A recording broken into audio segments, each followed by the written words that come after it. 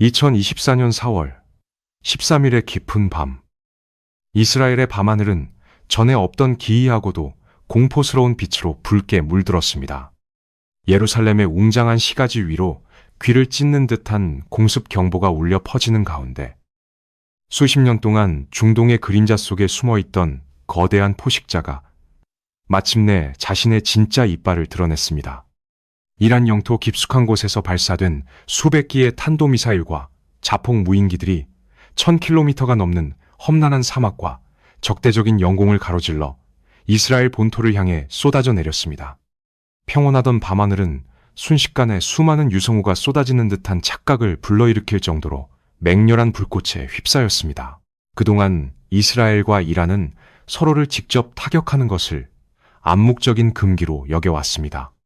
두 국가는 사이버 공격, 암살, 혹은 대리 세력을 통한 국지전이라는 이른바 그림자 전쟁의 틀 안에서만 칼을 맞대어 왔습니다. 하지만 그날 밤, 그 모든 묵계는 단숨에 산산조각 났습니다. 언제나 숨어서 남의 손을 빌려 돌을 던지던 이란이 처음으로 스스로 얼굴을 드러내고 전면적인 불바다를 선고한 것입니다. 전 세계는 숨을 죽인 채 이 압도적인 광경을 지켜보며 하나의 거대하고도 섬뜩한 진실을 마주해야만 했습니다. 이스라엘은 세계 최고 수준의 방공망인 아이언돔을 비롯해 천문학적인 비용이 투입된 다층 방어 체계를 갖춘 나라입니다. 날아오는 미사일 하나를 요격하기 위해 이스라엘이 쏘아 올리는 요격 미사일의 가격은 수천만 원에서 수십억 원을 가볍게 넘어섭니다. 반면 그날 이스라엘의 하늘을 뒤덮은 이란의 무기들은 놀랍게도 너무나 초라하고 값싼 것들이었습니다. 조악한 상용 부품들을 조립해 만든 이란제 자폭 무인기들은 한 기당 고작 수백만 원에 불과했습니다. 잔디깎이 엔진 소리를 내며 날아오는 이 볼품없는 비행체들이 중동 최강의 군사력을 자랑하는 이스라엘을 공포로 몰아넣은 것입니다. 첨단 기술의 결정체라 불리는 이스라엘의 굳건한 방패가 서방 세계의 혹독한 제재 속에서 버려진 부품들을 주워 모아 만든 이란의 싸구려, 창날 무리에게 압도당할 위기에 처한 것입니다. 이스라엘과 미국에게 수천억 원에 달하는 방어 비용을 강요하기 위해 이란이 지불한 돈은 그야말로 푼돈이었습니다. 무기의 화력이 아니라 전쟁의 경제학과 비대칭 전력의 무서움을 전 세계에 뼈저리게 각인시킨 거대한 소모전이었습니다. 세상의 많은 사람들은 이란을 철저히 고립되어 기술적으로 뒤처진 곧 무너질 듯한 낡은 국가로만 여겨왔습니다. 반세기에 가까운 긴 시간 동안 서방의 강력한 경제 제재와 무기금수 조치에 갇혀 있었으니 그들의 군대 역시 부식되고 녹슬었을 것이라는 오만하고도 순진한 착각이었습니다. 하지만 이란은 무너지지 않았습니다.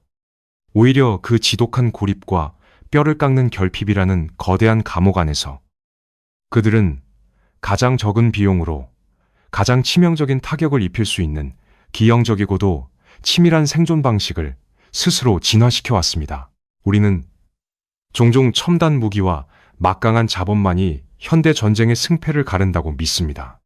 하지만 그날 밤 이스라엘의 밤하늘을 수놓은 섬뜩한 화염은 생존을 위해 모든 것을 비틀어버린 한 국가의 절박함이 얼마나 거대한 파괴력을 가질 수 있는지를 똑똑히 보여주었습니다. 그렇다면 도대체 이란은 어떻게 그 철저한 국제사회의 봉쇄망 속에서도 중동 전체를 뒤흔들 수 있는 이 거대한 비대칭 군사력을 키워낼 수 있었던 것일까요? 부품 하나 제대로 수입하기 힘든 나라가 어떻게 전 세계에서 가장 위협적인 무기고를 갖추게 되었을까요? 이 질문에 대한 답을 찾기 위해서는 그날 밤에 화려한 폭발 너머 깊고 어두운 역사의 심연으로 내려가야만 합니다. 그날 밤 이스라엘을 향해 날아간 끔찍한 국경 너머의 공격을 완성하기 위해 이란은 지금으로부터 45년 전 시작된 하나의 거대한 비극을 대가로 치러야만 했습니다. 지금으로부터 45년 전 이란은 지금 우리가 아는 폐쇄적인 국가와는 전혀 다른 모습이었습니다. 1970년대에 이란은 중동에서 미국의 가장 강력하고 신뢰받는 동맹국이었습니다. 막대한 오일머니를 바탕으로 국부를 축적한 이란의 국왕은 워싱턴의 전폭적인 지지 아래 중동 최강의 군대를 건설하는 데 열을 올렸습니다.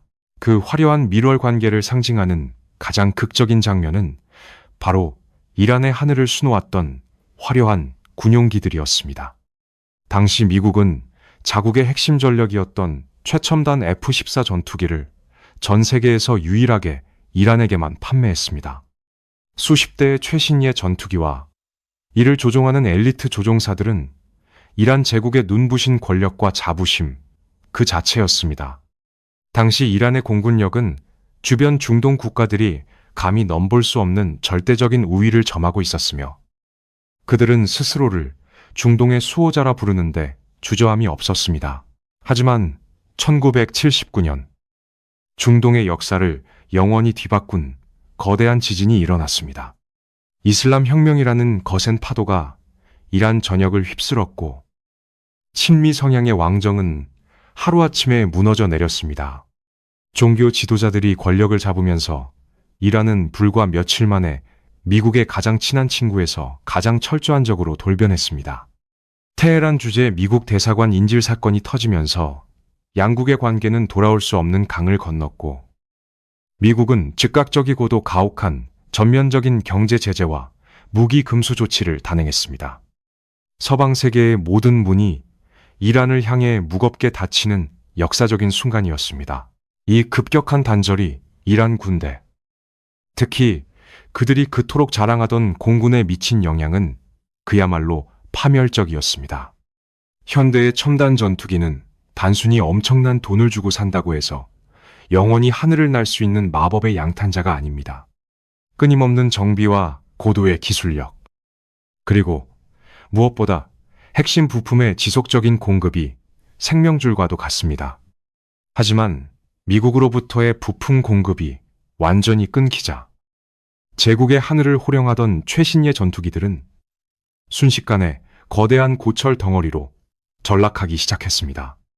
엔진 부품 하나, 작고 정밀한 레이더 센서 하나를 구하지 못해 멀쩡한 전투기의 배를 갈라 다른 전투기에 이식하는 처절한 돌려막기가 시작되었습니다. 이 대목에서 우리는 전쟁과 지정학의 매우 뼈아픈 역설을 발견하게 됩니다. 이란이 막대한 국보를 쏟아부어 손에 넣었던 세계 최고 수준의 값비싼 무기가 역설적이게도 그들의 목을 조르는 가장 치명적인 아킬레스건이 되어버린 것입니다. 부품을 스스로 생산할 수 없는 국가에게 수입산 첨단 무기란 그저 공급자의 변심 한 번에 언제든지 무용지물이 될 수 있는 위험한 신기루에 불과했습니다. 아무리 날카롭고 거대한 창을 가지고 있어도 그 창자루를 다른 나라가 쥐고 있다면 그것은 결코 스스로를 지키는 힘이 될 수 없다는 잔인한 진실을 이란의 새로운 지도부들은 뼈저리게 깨달아야만 했습니다. 하늘을 지배하던 화려한 날개가 꺾이자 이란은 거대한 영토를 방어할 가장 강력하고 든든한 방패를 한순간에 잃어버렸습니다. 텅 빈 정비창에는 부품을 구하지 못해 비행을 멈춘 값비싼 전투기들이 쓸쓸하게 먼지를 뒤집어 쓰고 있었고 훈련받은 조종사들은 날지 못하는 조종석에 앉아 절망해야 했습니다. 완벽한 군사적 마비 상태이자 국가 안보에 거대한 공백이 발생한 것입니다. 그리고 냉혹한 국제 정치의 역사는 언제나 국가가 가장 취약한 순간을 놓치지 않고 비극의 무대를 준비합니다. 스스로의 힘으로 영공을 지킬 수 없다는 끔찍한 공포가 테헤란의 밤을 엄습하던 바로 그 무렵, 국경 너머에서 이란의 혼란과 군사적 붕괴를 호시탐탐 노리던 한 야심찬 독재자가 이 절호의 기회를 틈타 잔혹한 이빨을 드러냈습니다. 비싼 전투기들이 활주로에서 먼지를 뒤집어 쓰고 있을 때 이란은 전혀 준비되지 않은 피비린내 나는 전쟁의 소용돌이 속으로 내몰리게 됩니다. 1980년 9월 이란 공군기들이 부품 부족으로 활주로에 발이 묶여있던 바로 그 취약한 순간 이웃나라 이라크의 독재자 사담 후세인이 이란의 국경을 전면적으로 침공했습니다. 혼란에 빠진 신생 이슬람 공화국을 단숨에 무너뜨리고 중동의 새로운 패자가 되겠다는 야심이었습니다. 이로써 20세기 후반 가장 참혹하고 파괴적이었던 이란 이라크 전쟁, 장장 8년에 걸친 피해 살육전이 시작되었습니다. 이 전쟁은 이란에게 단순한 영토 분쟁이 아니라 국가의 존망을 건 처절한 생존 투쟁이었습니다. 당시 국제사회의 지형은 이란에게 철저히 절망적이었습니다. 혁명으로 인해 미국과 적대 관계가 된 이란을 돕는 나라는 세상에 단 한 곳도 없었습니다. 반면 이란의 확장을 두려워했던 미국과 소련, 유럽의 강대국들, 그리고 주변의 아랍 왕정 국가들은 모두 이라크의 사담 후세인 뒤에 줄을 섰습니다. 이라크 군대는 최신형 전투기와 전차, 심지어 치명적인 화학 무기까지 끊임없이 지원받으며 이란의 영토로 밀고 들어왔습니다. 전 세계가 이란이라는 한 나라를 지도에서 지워버리기 위해 암묵적으로 연합한 것과 다름없는 끔찍한 고립이었습니다. 압도적인 화력과 장비의 열세 속에서 부품이 없어 전투기를 띄울 수 없었던 이란이 선택할 수 있는 방어수단은 오직 인간의 육체뿐이었습니다. 그들은 무기가 부족해지자 젊은 청년들과 심지어 어린 학생들까지 전선으로 내몰았습니다. 총 한 자루 제대로 쥐지 못한 소년들이 천국으로 가는 열쇠라 믿었던 플라스틱 조각을 목에 건 채 지뢰밭을 온몸으로 뒹굴며 길을 열었고 그 위로 이라크의 무자비한 폭격과 독가스가 비처럼 쏟아졌습니다. 참호 속에서 수십만 명의 이란 젊은이들이 이름 모를 시신이 되어 쓰러져 갔습니다. 이 끔찍한 소모전은 이란인들의 뇌리에 지울 수 없는 거대한 트라우마를 새겨 넣었습니다. 8년의 피비린내, 나는 전쟁이 끝난 후 이란은 영토를 지켜내는 데는 성공했지만 무려 100만 명에 가까운 사상자를 내며 한 세대 전체를 잃어버렸습니다.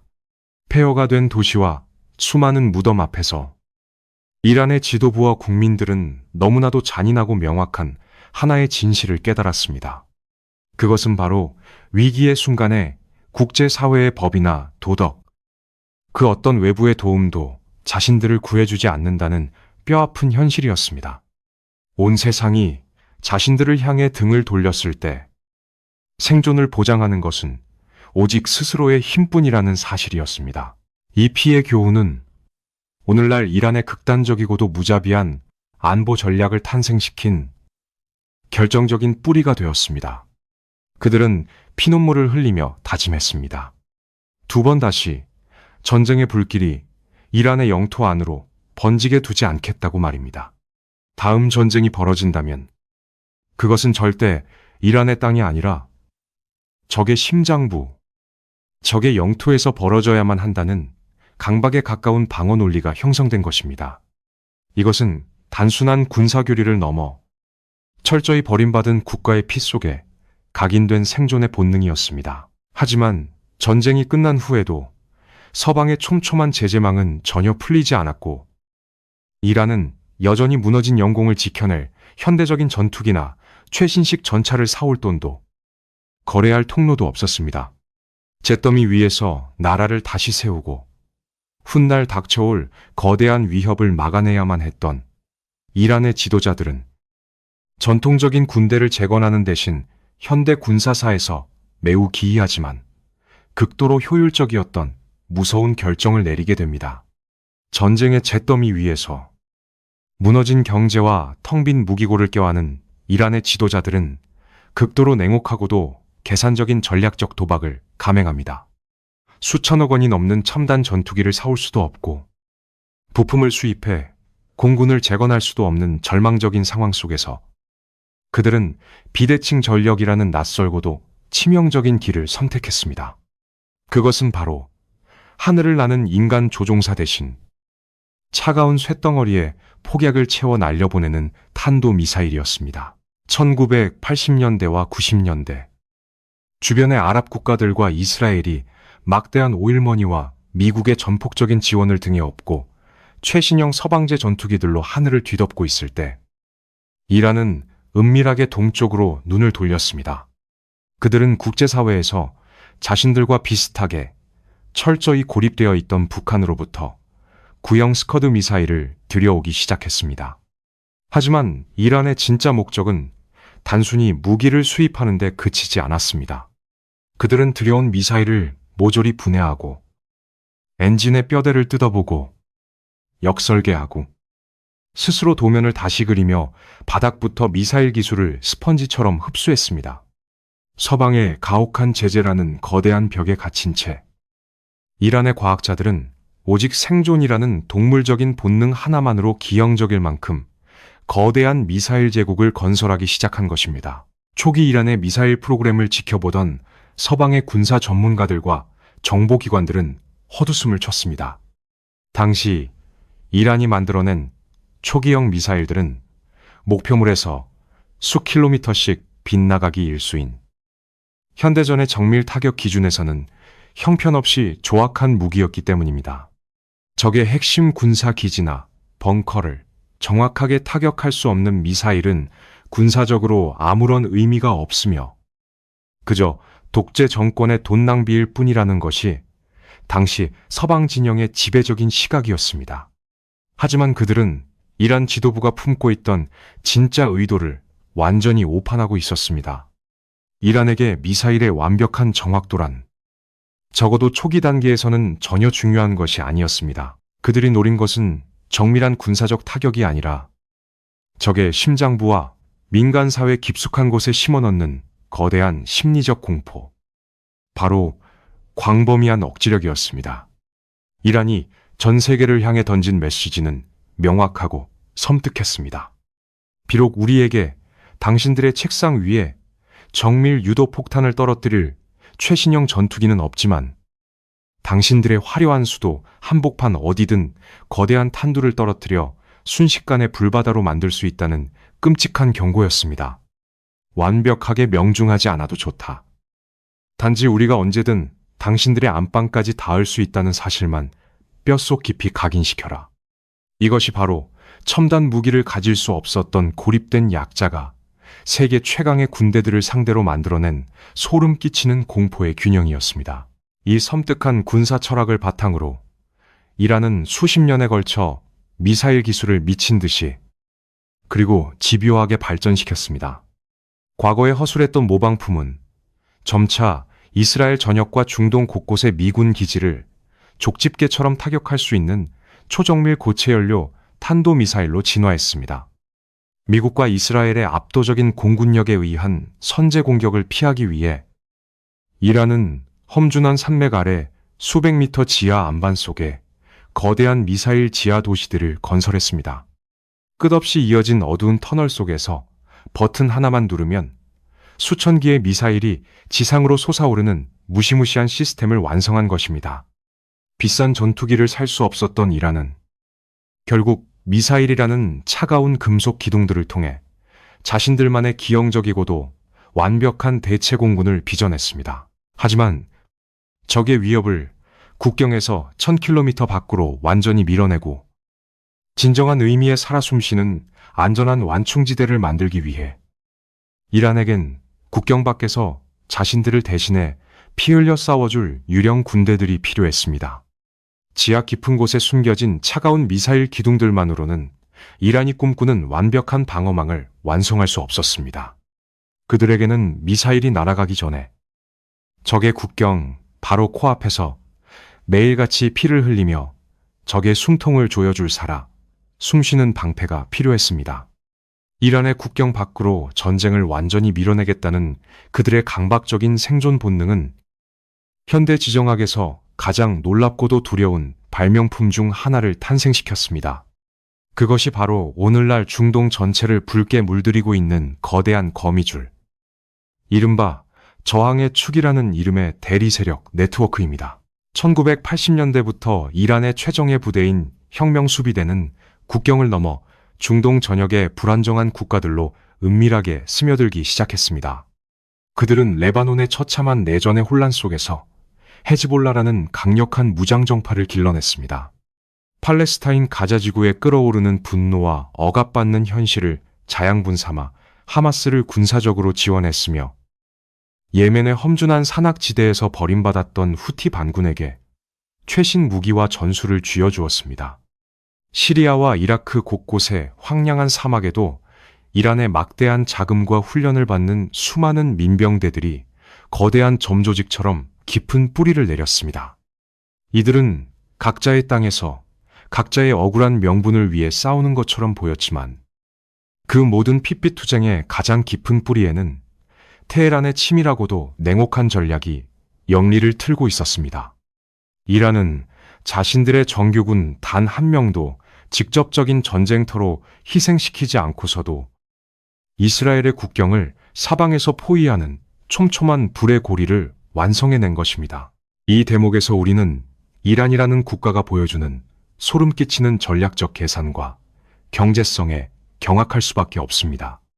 서방의 정보기관들은 이란이 이 거대한 저항의 축, 네트워크 전체를 유지하기 위해 매년 지출하는 총비용을 대략 10억 달러, 우리 돈으로 약 1조 원 남짓으로 추산합니다. 일반적인 개인의 기준에서는 상상할 수 없는 큰 돈처럼 보일지 모르지만 국가 단위의 국방비, 그것도 중동 전체의 패권과 지도를 뒤흔드는 거대한 대리전의 규모에서 이 금액은 그야말로 충격적일 정도로 보잘것없는 푼돈에 불과합니다. 하지만 이 단돈 10억 달러가 만들어내는 지정학적 나비 효과는 가히 파괴적이며 강대국들의 재정을 빨아들이는 거대한 블랙홀이 되었습니다. 이스라엘은 헤즈볼라와 하마스가 쏘아 올리는 값싼 로켓을 공중에서 막아내기 위해 매년 천문학적인 액수의 첨단 요격 미사일을 허공에 뿌려야만 합니다. 세계 최강의 불을 자랑하는 미군 역시 후티 반군이 홍해의 물류를 마비시키는 것을 막기 위해 거대한 항공모함 전단을 파견하고 한 발에 수십억 원이 넘는 최첨단 방공 미사일을 소모하며 피를 말리고 있습니다. 이란이 적은 돈을 쥐어준 가난한 민병대들이 던지는 투박한 돌멩이를 막기 위해 미국과 이스라엘은 매년 수십조 원의 막대한 국방 예산과 심각한 정치적 부담을 강요당하고 있는 것입니다. 적의 거대한 자본을 서서히 고갈시키고 방어체계의 피로감을 극대화하는 꽝과 같은 전략. 인류 역사상 이토록 적은 투자로 이토록 거대한 제국들을 짓눌러버린 지정학적 투자 수익률은 전례를 찾아보기 힘듭니다. 제재로 인해 주머니가 텅 비어버린 이란은 역설적이게도 가난한 자들만이 구사할 수 있는 가장 기만적이고 효율적인 전쟁의 방식을 완벽하게 터득한 셈입니다. 그들은 더 이상 자신들의 아름다운 땅에서 피를 흘리지 않습니다. 레바논의 무너진 폐허에서, 가자의 잿빛 건물 사이에서, 예멘의 메마른 사막에서 이란을 대신해 피투성이 전쟁이 끊임없이 벌어지고 있습니다. 이것이 바로 철저히 고립된 제국이 자신을 지키기 위해 선택한 가장 잔인하지만 가장 완벽한 외주화의 실체입니다. 하지만 이란의 본토에서 수천 킬로미터나 떨어진 가난한 민병대들에게 크고 무거운 첨단 무기를 몰래 전달하는 것은 결코 쉬운 일이 아니었습니다. 이스라엘의 촘촘한 감시 위성과 국경의 철통 같은 통제망을 뚫기 위해 이란의 군사 기술자들은 또다시 끔찍한 결핍이 만들어낸 기괴한 창의력을 쥐어짜내야만 했습니다. 그리고 그들은 머지않아 크고 둔탁한 미사일 대신 현대전의 판도를 완전히 뒤집어버릴 작고 보잘것없지만 소름 끼치도록 치명적인 새로운 살상 무기를 세상에 내놓게 됩니다. 무거운 탄도미사일을 국경 너머의 대리 세력들에게 몰래 전달하는 것은 첩보 위성과 정찰기가 밤낮으로 감시하는 현대의 전장에서는 갈수록 불가능에 가까운 임무가 되어갔습니다. 국경을 넘는 덩치 큰 트럭들은 번번이 이스라엘의 정밀 타격에 산산조각이 났습니다. 이란의 군사 기술자들은 크고 눈에 띄는 무기 대신 쪼개서 밀수하기 쉽고 민병대원 누구나 지하실에서 조립할 수 있으면서도 적의 첨단 방공망을 철저히 무력화할 수 있는 완전히 새로운 해답을 찾아야만 했습니다. 그 절박한 고민과 생존의 몸부림이 만들어낸 결과물이 바로 21세기 현대전의 룰을 송두리째 바꿔버린 작고 소름 끼치는 암살자. 자폭 무인기입니다.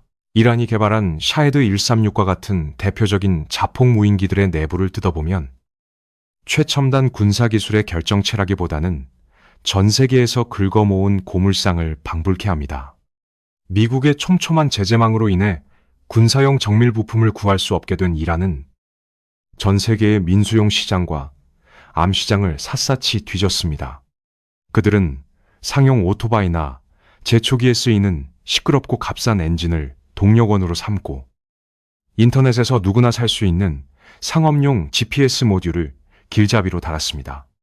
심지어 우리가 일상적으로 쓰는 평범한 가전제품에 들어가는 마이크로칩을 뜯어내어 무인기의 두뇌로 삼는 기지를 발휘했습니다. 세계 곳곳에서 유령 회사를 통해 교묘하게 밀수한 수많은 조악한 부품들을 조합하여 적의 레이더망을 피해 지면을 할 듯이 낮게 깔려 비행하는 끔찍한 자폭 병기를 탄생시킨 것입니다. 이 기괴한 무인기의 진정한 무서움은 단순한 파괴력이 아니라 기막힌 가격표에 숨어 있습니다. 이란이 샤헤드 무인기 한 대를 생산하는 비용은 대략 2천만 원 남짓에 불과합니다. 현대 무기의 기준에서는 장난감에 가까운 우스운 가격입니다. 그러나 이 볼품없는 비행체가 날아오르는 순간 방어하는 입장에서는 피를 말리는 경제적 재앙이 시작됩니다. 이스라엘이나 미국이 이 비행체를 공중에서 격추하기 위해 쏘아 올리는 요격 미사일 한 발의 가격은 수억 원에서 수십억 원을 훌쩍 넘깁니다. 만약 이 무인기 100대가 벌떼처럼 한꺼번에 날아온다면 방어국가는 단지 그 공격을 막아내는 것만으로도 순식간에 수천억 원의 피 같은 예산을 허공에 날려버려야 하는 기가 막힌 모순에 빠지게 됩니다. 서방의 전략가들은 첨단 기술을 차단하고 경제를 옥죄면 이란의 군사력은 서서히 말라 죽을 것이라고 굳게 믿었습니다. 하지만 그들의 확신은 완전히 빗나갔습니다. 혹독한 제재와 뼛속까지 스며든 결핍은 이란을 무너뜨리지 못했습니다. 오히려 그들은 제재라는 거대한 감옥 안에서 첨단 무기 대신 싸구려 부품으로 하이테크 방어망을 지치게 만드는 무서운 포식자로 진화했습니다. 가난한 국가가 막강한 자본을 가진 제국의 금고를 피말리게 하는 완벽한 가성비의 전쟁. 이른바 비용 부과 전략의 무자비한 마스터가 된 것입니다.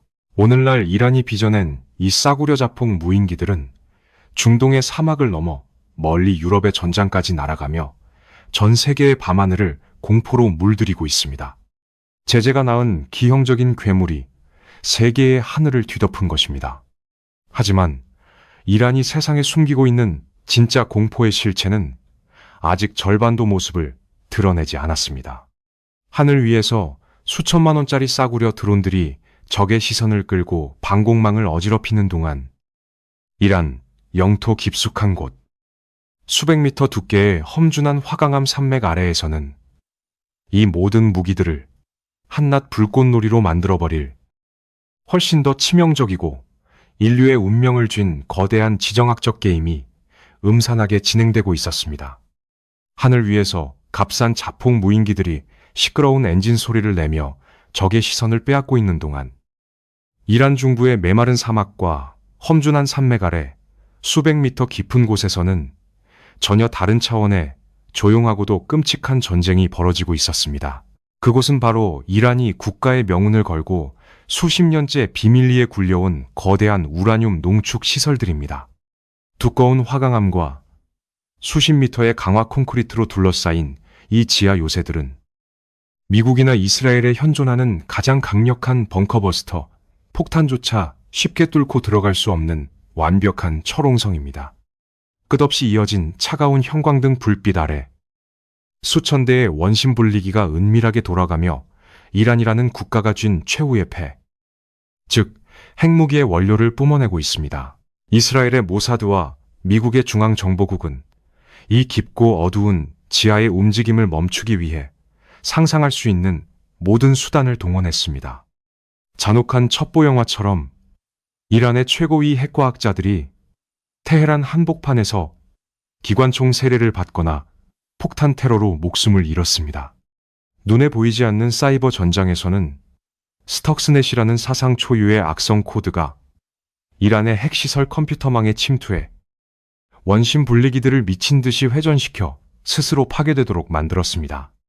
암살과 사보타주가 난무하는 숨막히는 그림자 전쟁이 쉴 새 없이 벌어졌습니다. 서방 세계는 보이지 않는 곳에서 피 튀기는 사투를 벌였던 것입니다. 하지만 이란은 과학자들의 피를 닦아내고 파괴된 기계를 치운 뒤 더 깊은 땅 속으로 파고들며 묵묵히 우라늄의 농축도를 높여갔습니다. 여기서 우리는 이란의 치밀하고도 소름 끼치는 지정학적 계산법, 그 진정한 역설을 마주하게 됩니다. 사람들은 흔히 이란이 하루빨리 핵폭탄을 완성해 창고에 쌓아두려 한다고 생각합니다. 하지만 놀랍게도 이란의 진짜 목표는 당장 핵버튼을 손에 쥐는 것이 아닙니다. 그들은 핵무기를 완성하기 직전의 단계, 이른바 핵 돌파 시간을 불과 몇 주 단위로 좁혀놓은 채 그 아슬아슬한 문턱 위에서 멈춰 서 있는 것을 선택했습니다. 왜 당장 핵무기를 만들지 않는 것일까요?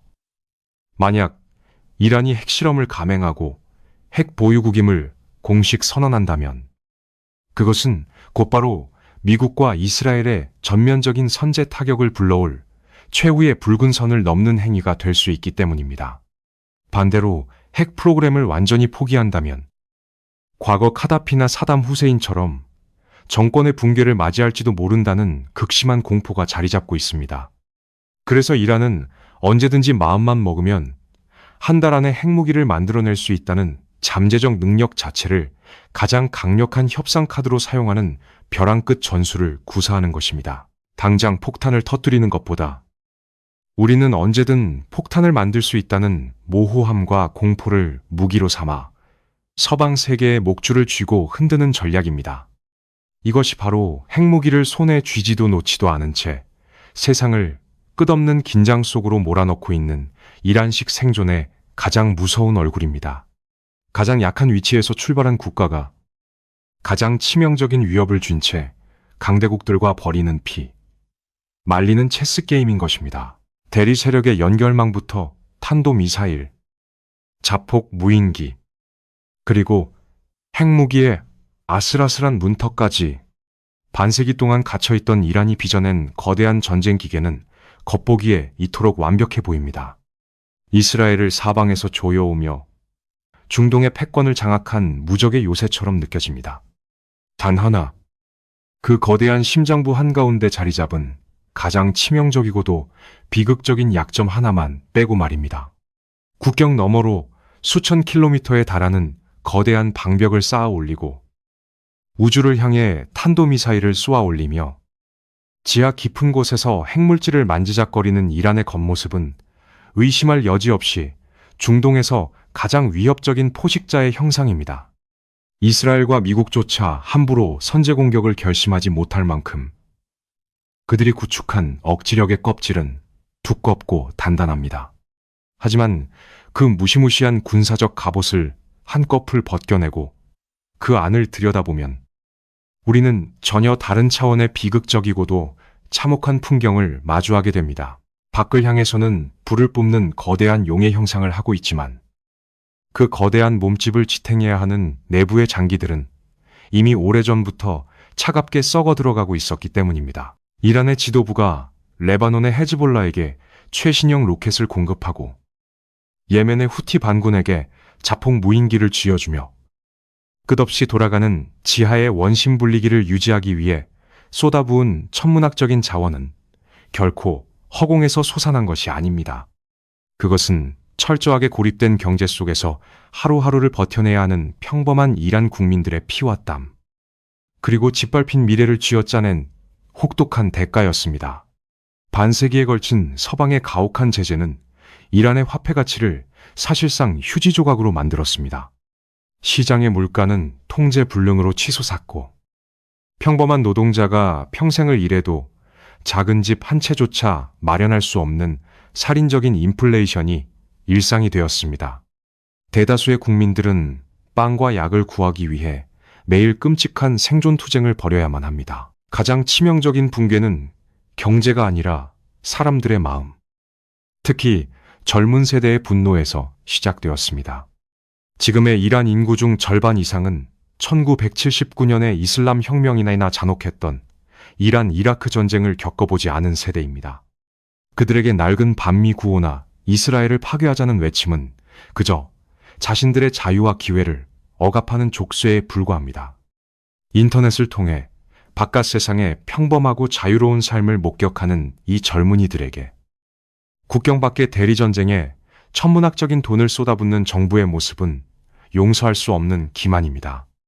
이 끓어오르는 분노는 2022년 마흐사 아민이라는 젊은 여성의 비극적인 죽음을 도화선으로 거대한 폭발을 일으켰습니다. 히잡을 제대로 쓰지 않았다는 이유로 목숨을 잃은 그녀의 죽음은 단지 종교적 억압에 대한 항거를 넘어 반세기 동안 누적된 경제적 파탄과 국가 폭력에 대한 전 국민적인 저항으로 번져나갔습니다. 총탄이 빗발치는 거리에선 젊은이들은 독재의 타도를 외쳤습니다. 이란 정부는 무력으로 시위를 짓밟았지만 그 피투성이의 진압 과정에서 이란의 최고 지도부는 뼛속 깊은 공포를 느껴야만 했습니다. 그들은 정권을 무너뜨릴 가장 치명적인 위협이 이스라엘의 스텔스 전투기나 미국의 항공모함이 아니라 바로 분노에 가득 차 테헤란의 거리를 메우고 있는 자신들의 국민들이라는 뼈아픈 진실을 깨달았습니다. 단단한 군사적 껍데기 속에 숨겨진 무너져 내리는 내부의 끔찍한 취약함. 밖으로는 세상을 향해 거대한 위협을 가하고 있지만 안으로는 언제 터질지 모르는 거대한 화약고를 깔고 앉아있는 이 기막힌 역설이야말로 오늘날 이란이 직면한 진짜 딜레마입니다. 국경을 지키기 위해 모든 것을 희생했지만 정작 그 국경 안의 사람들을 적으로 돌려버린 셈입니다. 이처럼 붕괴 직전에 놓인 내부의 거대한 압박감과 밖으로 팽창하려는 군사적 야심이 가장 위험하게 충돌하는 순간 국경 밖의 중동 정세는 마침내 통제할 수 없는 미중유의 사태로 치닫게 됩니다. 더 이상 어두운 그림자 속에 숨어 있을 수만은 없게 된 이란과 그들의 대리 세력들이 마침내 오랜 침묵을 깨고 돌이킬 수 없는 파국의 선을 넘어가기 시작한 것입니다. 2023년 10월 7일 하마스의 기습적인 공격으로 시작된 가자 지구의 비극은 단순한 국지전이 아니었습니다. 그것은 반세기 동안 이란이 중동 전역에 치밀하게 깔아놓은 거대한 화약고의 도화선에 불이 붙는 끔찍한 신호탄이었습니다. 이스라엘의 맹렬한 반격이 시작되자 이란이 수십 년간 공들여 키워온 저항의 축이라는 세력들이 일제히 깨어났습니다. 레바논의 헤즈볼라는 이스라엘 북부를 향해 화염의 비를 쏟아부었고 예멘의 후티 반군은 세계 경제의 동맥인 홍해를 틀어막으며 물류망을 마비시켰습니다. 이라크와 시리아의 무장단체들 역시 미군 기지를 쉼없이 타격했습니다. 이란의 철저한 지휘 아래 움직이는 거대한 지정학적 장기판의 말들이 일제히 적의 심장부를 향해 전진하는 듯 했습니다. 하지만 이 거대한 움직임은 이란의 최고 지도부가 전혀 예상하지 못한 끔찍한 역설의 소용돌이로 빠져들기 시작했습니다. 원래 저항의 축이라는 이 거대한 대리 세력들의 본질적인 존재 이유는 단 하나. 이란의 본토를 전쟁의 참화로부터 안전하게 지켜내는 완벽한 방패가 되는 것이었습니다. 그러나 대리 세력들의 공격이 걷잡을 수 없이 격렬해지고 중동 전체가 불바다로 변해가자 이스라엘과 미국의 분노는 꼬리가 아닌 머리를 향하기 시작했습니다. 대리 세력이라는 든든한 방패가 오히려 이란 본토를 향해 거대한 전면전의 불길을 끌어들이는 치명적인 피뢰침으로 돌변해버린 것입니다. 40년 동안 이란이 그토록 피하고 싶어했던 전면전의 악몽이 그들이 만든 무기 때문에 다시 국경 앞까지 다가온 것입니다. 2024년에 접어들며 그림자 속에 숨어있던 전쟁은 마침내 잔혹한 맨얼굴을 온전히 드러냈습니다. 이스라엘은 더 이상 대리 세력들과의 소모전에만 머물지 않았습니다. 시리아 다마스쿠스의 이란 영사관을 정밀 타격하여 최고위급 장성들을 폭사시켰고 이란의 수도 테헤란 한복판에서 하마스의 최고 지도자를 암살하는 충격적인 작전을 감행했으며 레바논에서는 헤즈볼라의 수장을 제거했습니다.